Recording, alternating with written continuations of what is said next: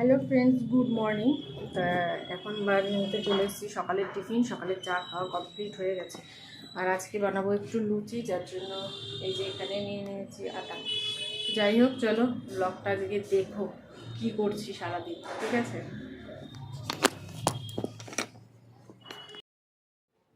তো আজ সকালে সবার ইচ্ছে হয়েছিল যে একটু লুচি খাওয়ার, তো তরকারি কমপ্লিট হয়ে গেছে, এখানে আটাটা মেখে রাখছি।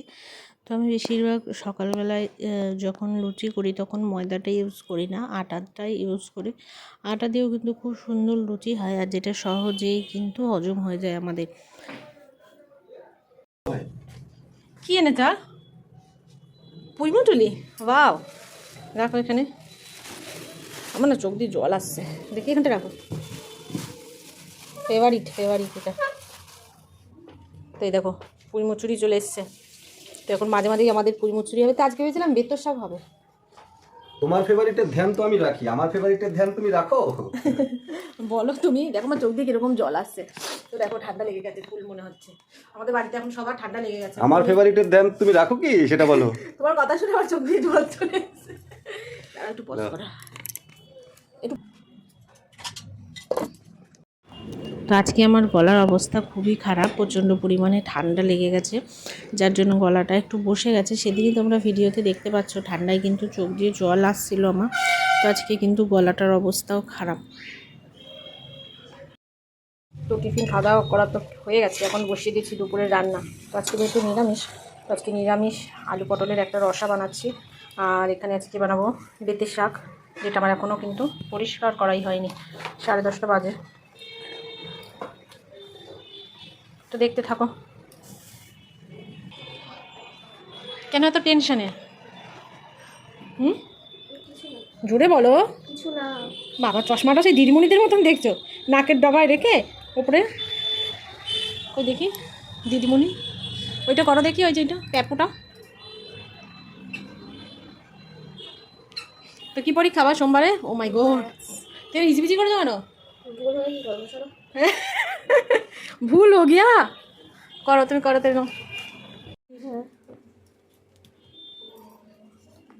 দেখো আমাদের সমস্ত বইগুলো ইঁদুরে কিভাবে খেয়ে নিয়েছে। ইঁদুর শিক্ষিত হয়ে গিয়েছে। ইঁদুর এখন ভীষণ শিক্ষিত। দেখো ইংলিশ বই দেখ, এমন এটা তোর কাছে রাখ বাবা। কি এটা বাবা? বই দেখেই ভয় পেয়ে যাবে। ডিকশনারি শব্দ। ও আচ্ছা, ডিকশনারি দাও, এখন রেখে দিই। আমাকে একটা দাও। এগুলো আমার কাজে।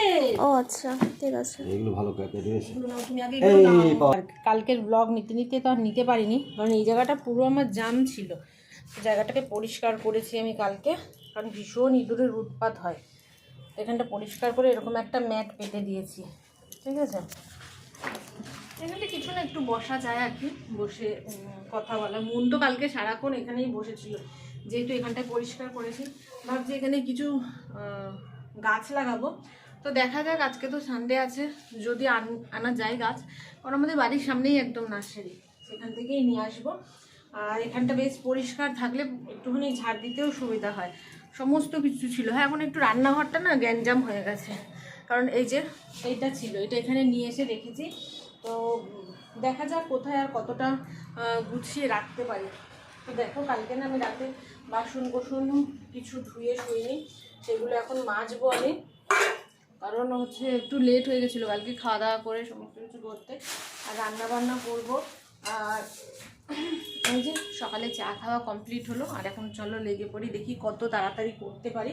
আর আজকে ভাবছি এই জায়গাগুলো একটু পরিষ্কার করবো, এই তাকগুলো, কারণ অনেকদিন করা হয় না, সেই কারণে।